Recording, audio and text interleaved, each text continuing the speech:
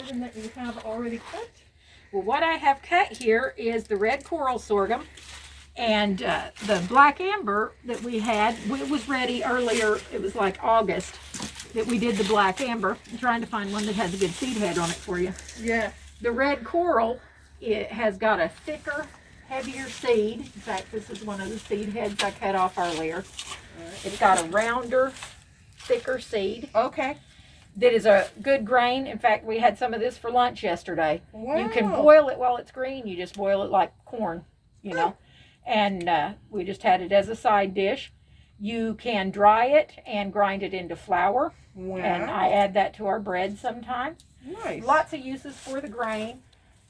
And of course, what the part we want is the big thick cane that has lots of juice in it. And Okay, that'll so make our molasses. We're not, yeah, okay. So we're not as concerned with the seeds for the actual molasses making. Right. They have other uses. We are looking at that cane, and that is tall. How tall do you think that is? 8, 10 feet? Yeah, and this isn't the tallest. I've No. seen it 14. Wow. It can get really, really tall. This year, we didn't have enough warm days in a row. Right. We had kind of a cool spring, so it didn't get started early. And then it just this fall has these should be bright red.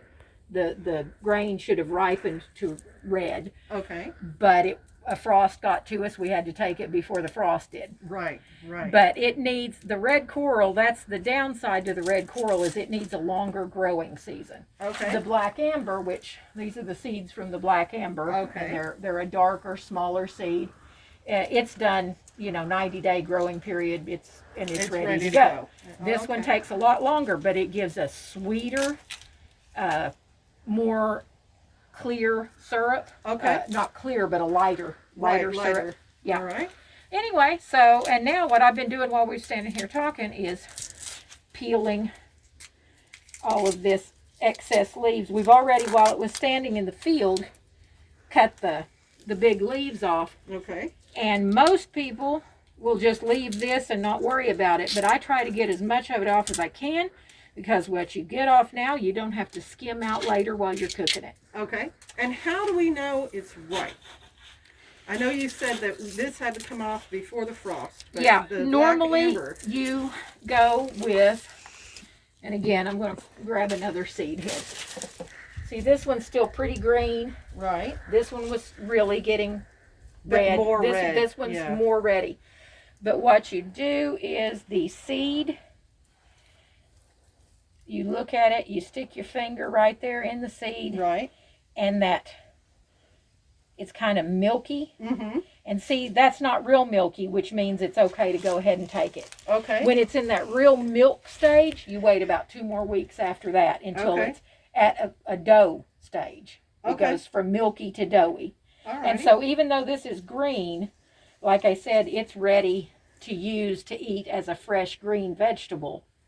While this is already starting to dry, so Right. it's past that fresh vegetable stage. This is more save it for next year's seeds, Right. or Do the clean it flour, and maybe? grind it as flour. Right. Yeah. Okay. And the red coral makes a really fluffy, light flour, whereas the black amber makes a heavy Heavier heavy thing. flour. Okay. Yeah.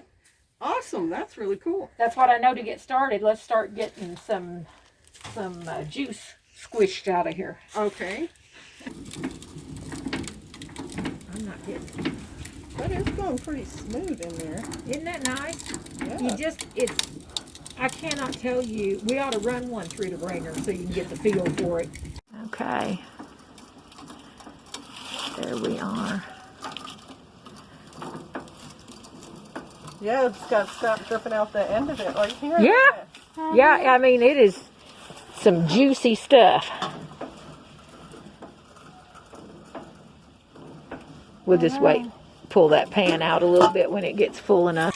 Honestly, I didn't think we'd have this much juice. Thank you. Didn't know how to work my hands enough there. But see all that it's Yes.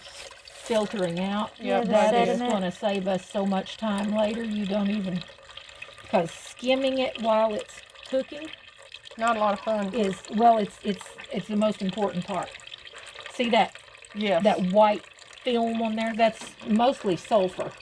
Really? And if you don't skim out the minerals and stuff, it'll be really bitter.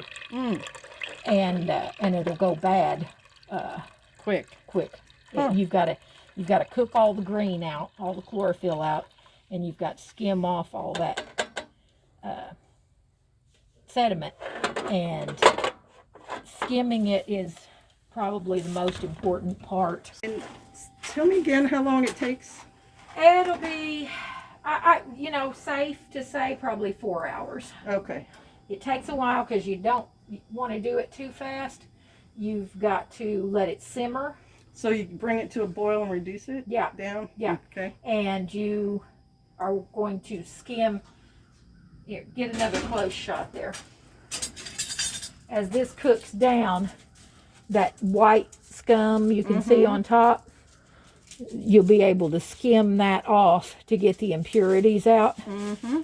So we'll wait. We're not going to start skimming until it starts boiling down, but that's already collecting some of the impurities on top, and you want to skim that out. I have my great-grandfather's labels off of the sorghum that he used to make, and it says thoroughly skimmed and properly made. Nice. Because the skimming is a huge important part of it. Okay. Awesome.